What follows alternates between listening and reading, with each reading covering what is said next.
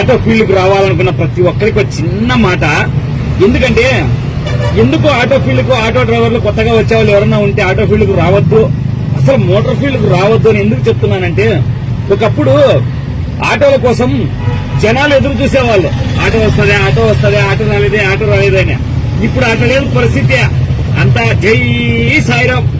ఒక్క ఆటో అయితే వాని ఆటో ముందర, వాని ఆటో వెనకల, 2 ఆటోల ముందర, 2 ఆటోల వెనకల వాడు బాడీ మాట్లాడుతుంటాడు.